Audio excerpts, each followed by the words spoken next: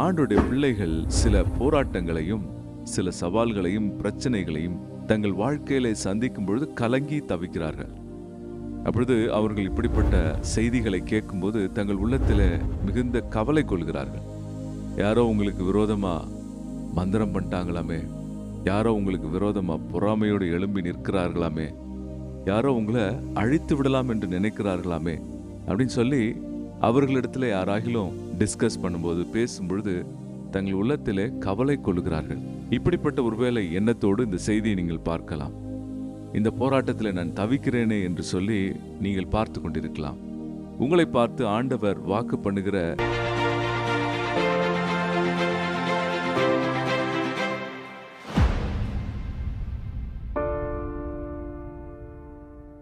கர்த்தருக்குள் பிரியமானவர்களே, உங்கள் யாவரையும் ஆண்டவராகிய இயேசுவின் நாமத்தில் இந்த வீடியோ செய்திக்கு நான் உங்களை வாழ்த்தி வரவேற்கிறேன்.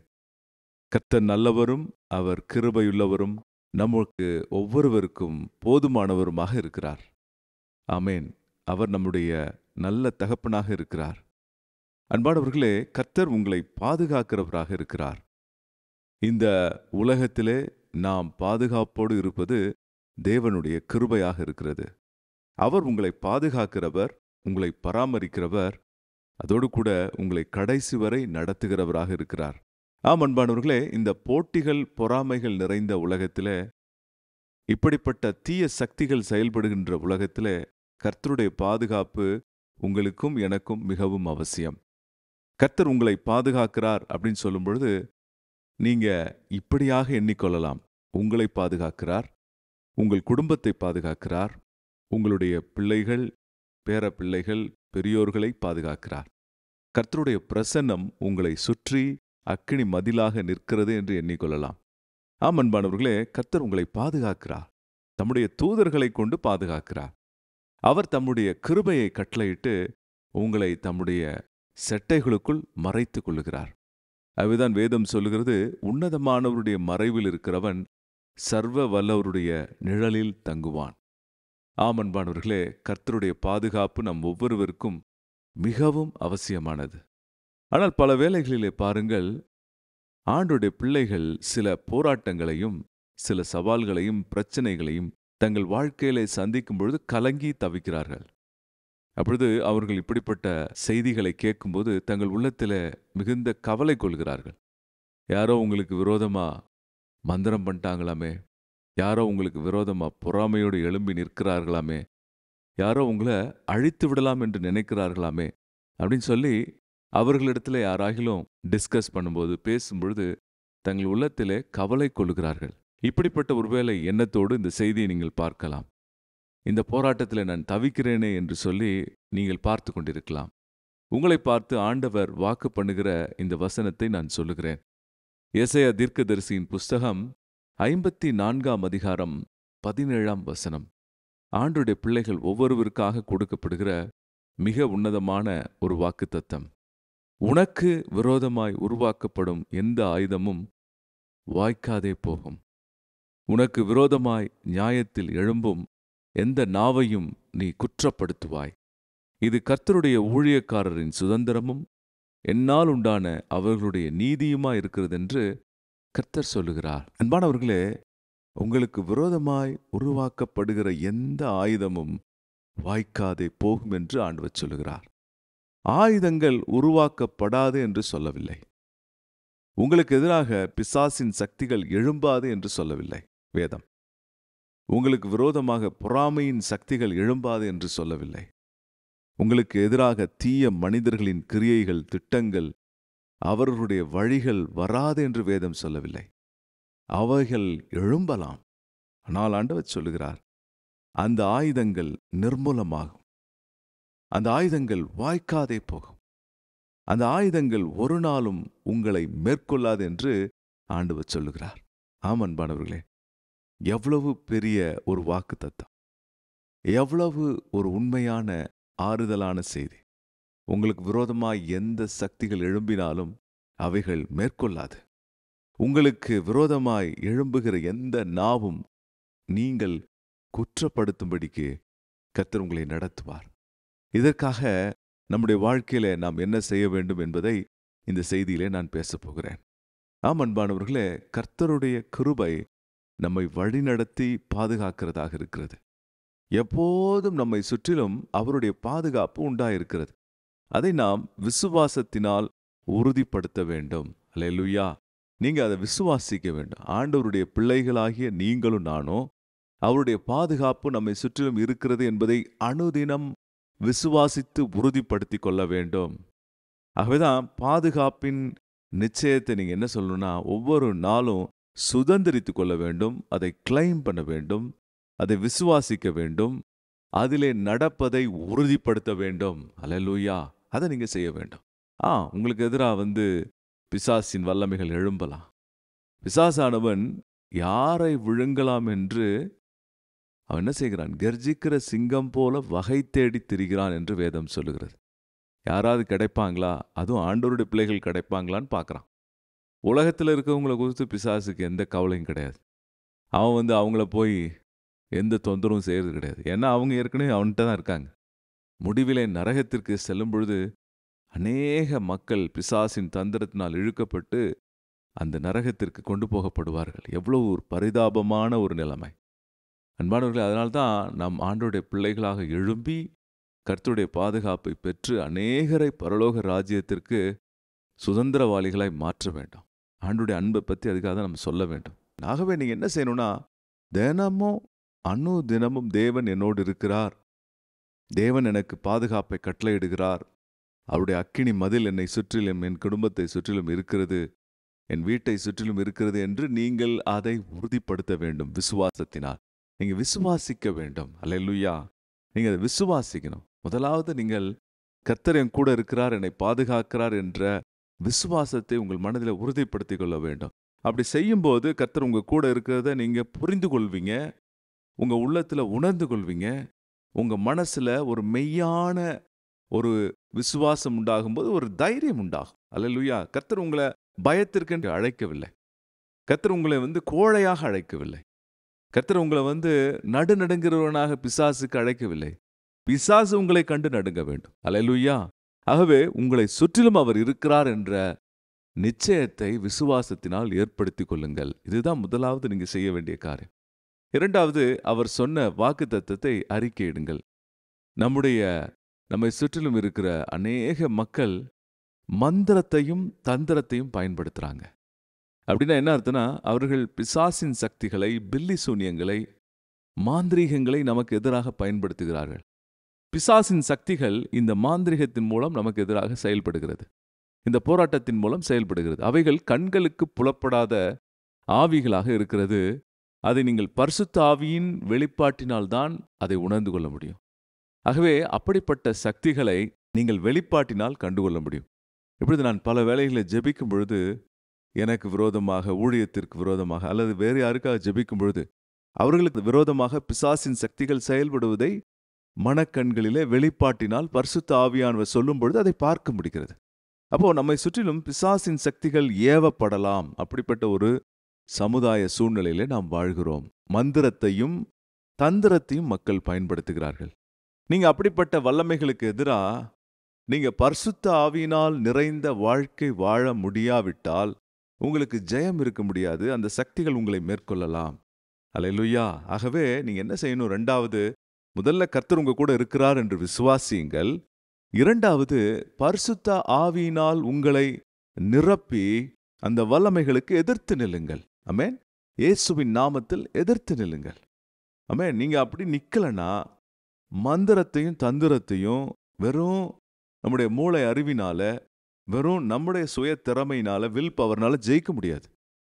திரும்ப சொல்றேன், கேட்டுக்கோங்க. மந்திரத்தையும் தந்திரத்தையும் மூளை அறிவினாலையும் அல்லது நம்முடைய வில் பவர்னாலே ஜெயிக்க முடியாது. அதை அவைகள் மேற்கொள்ளும். இயற்கைக்கு அப்பாற்பட்ட தீய சக்திகள் அவைகள் உங்களை ஈஸியா மேற்கொள்ளும். நீங்க என்ன செய்யணும்னா, கர்த்தருடைய சக்தியை பெற வேண்டும், கர்த்தருடைய அபிஷேகத்தை பெற வேண்டும், அவருடைய அபிஷேகத்தினால் நிரம்பி இருக்க வேண்டும். நீங்க நிரம்பாம விட்டீங்கன்னா அந்த சக்திகள் உங்களை மேற்கொள்ளும். எப்ப நம்ம நிரம்பாம விடுவோம்? நம்ம ஒருவேளை பாவத்திற்குள் செல்லும் பொழுது, நம்ம ஒருவேளை ஆண்டவரை விட்டு விலகும் பொழுது, அவருடைய வசனத்திலே நாம் காத்திருக்காமல் தியானிக்காமல் இருக்கும் பொழுது நாம் பாவத்திற்குள் செல்வோம். அபிஷேகம் நம்மில் செயல்படுவதை நாம் மட்டுப்படுத்துவோம். இது நன்றாக விளங்கி கொள்ள வேண்டும். கர்த்தர் உங்க கூட தான் இருக்காரு. அவர் உங்களை சுற்றிலும் அக்கினி மதிலா இருக்காரு. ஆனால் நீங்கள் உங்களை அனுதினமும் விசுவாசித்து அபிஷேகத்தால் நிரப்பிக் கொள்ளும் பொழுது கர்த்தருடைய வல்லமை உங்களை தொடவே தொடாது. வரும், தீய சக்திகள் வரும், அசுத்த சக்திகள் வரும், எழும்பும், உங்களை பார்த்தோன்னே தள்ளி நிற்கும். மதிப்பிற்குரிய சகோதரர் தினகரன் அவர்களை குறித்து நான் இப்படிப்பட்ட உண்மை சம்பவத்தை கேள்விப்பட்டேன். சகோதரர் தினகரன் ஐயா அவங்க என்ன பண்ணுவாங்க, காருண்யாவில் ஒரு ஆடிட்டோரியத்தில் கூட்டம் நடத்துவதற்கு முன்பாக பெருங்கூட்டமான ஜனங்கள் அந்த ஆடிட்டோரியத்துக்கு காத்திருப்பாங்க.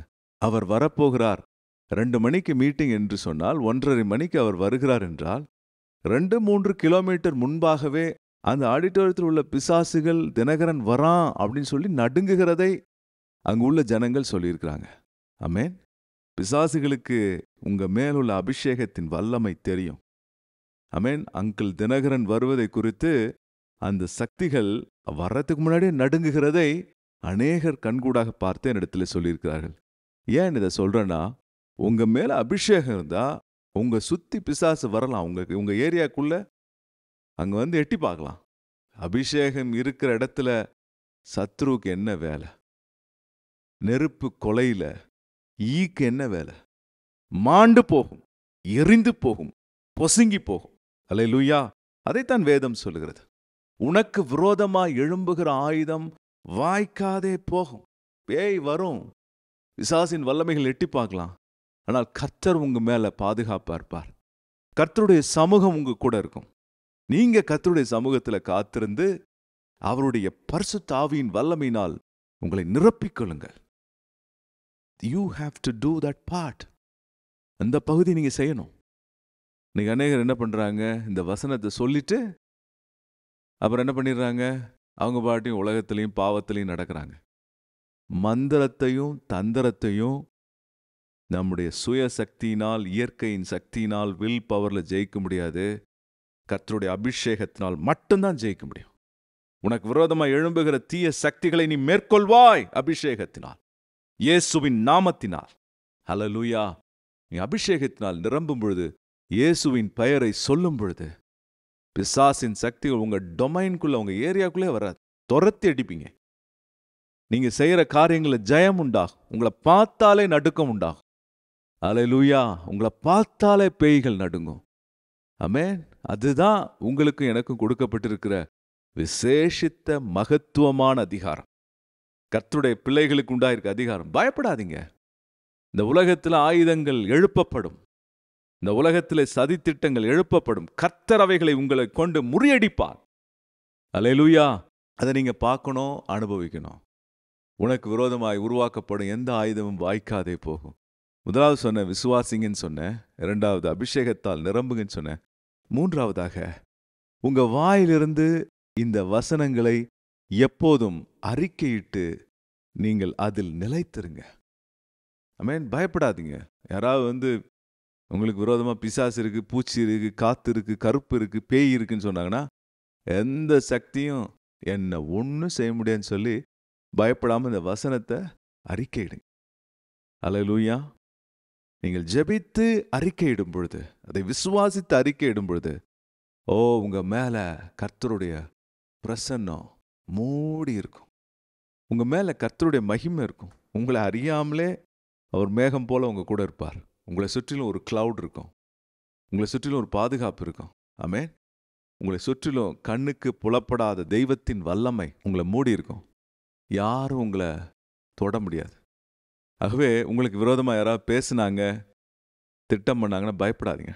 அந்த வேதத்தின் 2வது பகுதியை வாசிக்கிறேன். உனக்கு விரோதமாய் நியாயத்தில் எழும்பும் எந்த நாவையும் நீ குற்றப்படுத்துவாய். அநேகருக்கு உங்க மேல குற்றப்படுத்தணும் தான் ஆசையா இருக்கும். ஆனால் நீங்கள் கர்த்தருடைய அபிஷேகத்தில் எழும்பி அவருடைய வசனத்தில் நிற்கும் பொழுது, அவருடைய வசனத்தை விசுவாசிக்கும் பொழுது, அவங்கள நீங்க குற்றப்படுத்தும்படி ஆண்டவர் உங்களுக்கு கிருபை பாராட்டுவார். இதுதான் கர்த்தருடைய ஊழியக்காரராகிய உங்களுக்கும் அவருடைய பிள்ளைகளாகிய உங்களுக்கும் அவர் தருகிற நீதியாக இருக்கிறது. அல்லேலூயா.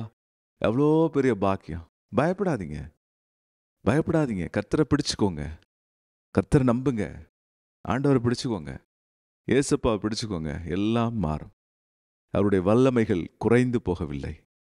அவருடைய அற்புதம் செய்யும் சக்தி இன்றைக்கும் மாறவில்லை. இயேசு ஜீவிக்கிறார். ஜீவித்து உங்களையும் என்னையும் காப்பாற்றுகிறார், வெற்றி பெற செய்கிறார். கர்த்தர் உங்களை ஆசீர்வதிப்பாராக. நாம் ஜெபிக்கலாம். அன்பும் கிருபையும் நிறைந்த எங்கள் நல்ல தகப்பனே, கர்த்தருடைய பிள்ளைகளாகி எங்களுக்கு விரோதமாக பிசாசின் அம்புகள், போராட்டங்கள் எழும்பலாம். ஆனால் அந்த ஆயுதங்கள் வாய்க்காதே போகும் என்று சொல்லியிருக்கிறீர். அந்த வார்த்தையின்படியே எங்களுக்கு விரோதமாக எழும்புகிற சக்திகள் எல்லாம் இயேசுவின் நாமத்தில் எரிந்து போகட்டும். இயேசுவின் நாமத்தில் இல்லாமல் போகட்டும், விலகி ஓடட்டும். இயேசுவின் நாமத்தில் அவைகள் விலகி ஓடட்டும். பரிசுத்த ஆவியின் அக்கினி ஒவ்வொருவரையும் சூழ்ந்து கொள்ளட்டும். யார் யார் வீட்டில் பில்லி சூனிய போராட்டங்கள், மாந்திரீக போராட்டங்கள், பிசாசின் போராட்டங்கள் அவர்கள் குடும்பத்தை வாட்டுகிறதோ, அவர்கள் குடும்பத்தில் பிள்ளை பெற முடியாதபடி கர்ப்பத்தின் கனியை தடுக்கிறதோ, இயேசுவின் நாமத்தில் விலகி போகட்டும். இப்பொழுதே கர்ப்பத்திலே ஆண்டவரே பிள்ளை உண்டாகட்டும். யார் யார் வீட்டில் பிசினஸ்ல போராட்டங்கள் இருக்கிறது, எல்லா பிசினஸ்ல உள்ள மாந்திரிகங்கள் எரிந்து போகட்டும். பிசினஸ் உள்ள மாந்திரிகங்கள் விலகி ஓடட்டும். இயேசு கிறிஸ்துவின் நாமத்தில் ஒரு புதிய ஜீவன் இறங்கட்டும். ஒரு புதிய எழுச்சி உண்டாகட்டும். ஒரு புதிய மறுமலர்ச்சி குடும்பங்களிலே உண்டாகட்டும், பிசினஸ்ல உண்டாகட்டும். உம்முடைய பிள்ளைகளை தூக்கி நிறுத்தும். நீர் அப்படி செய்ய போகிறபடியால் ஸ்தோத்திரம் பண்ணுகிறேன். நீர் அப்படி நிறுத்தப் போகிறபடியால், நிலை நிறுத்தப் போகிறபடியால் நன்றி செலுத்துகிறேன். அநேகரை நீர் எழுப்பி பாதுகாத்து உம்முடைய ஊழியர்களாக, தாசர்களாக, உம்முடைய ஆண்டவரே மக்களாக நீர் மாற்றுகிறபடியால் ஸ்தோத்திரம். அநேகருக்கு விடுதலை கொடுக்கிறபடியால் நன்றி செலுத்துகிறேன். இயேசுவின் நாமத்தில் ஜெபிக்கிறோம் பிதாவே, ஆமென். அன்பானவர்களே, இந்த செய்தி உங்களுக்கு பிரயோஜனமாக இருக்கும் என்று நம்புகிறேன். நம்முடைய சொந்த சக்தியினால் பிசாசின் வல்லமைகளை மேற்கொள்ள முடியாது. கர்த்தர் தருகிற விசுவாசத்தினாலும் அபிஷேகத்தினாலும் அவருடைய வாக்குத்தத்தங்களினாலும் நாம் ஜெயிக்கிறோம். அநேகருக்காக நான் இப்பொழுது ஜெபித்த பொழுது அநேகர் வாழ்க்கை மாற்றம் அடைகிறதையும் மறுரூபப்படுகிறதையும் புதிய கட்டத்துக்கு செல்றதையும் நான் பார்க்குறேன். நீங்கள் அதை நிச்சயமாக பயிற்சிவித்து பாருங்கள். உங்கள் வாழ்க்கையில் அது நடக்கும். கண்டிப்பாக எங்களுக்கு நீங்கள் ரிப்ளை பண்ணுங்கள், ஃபீட்பேக்கில் கமெண்ட் பண்ணுங்கள். கண்டிப்பாக இந்த செய்தியை உங்களுடைய ஃப்ரெண்ட்ஸ், ரிலேட்டிவ்ஸ் யார் யாருக்கெல்லாம் பிரயோஜனமாக இருக்குன்னு நினைக்கிறீங்களோ அவங்களோட ஷேர் பண்ணுங்கள். கர்த்தரோடு கூட நடக்கிற வாழ்வு வெற்றி வாழ்வு. அல்லேலூயா, ஆமென். God bless you.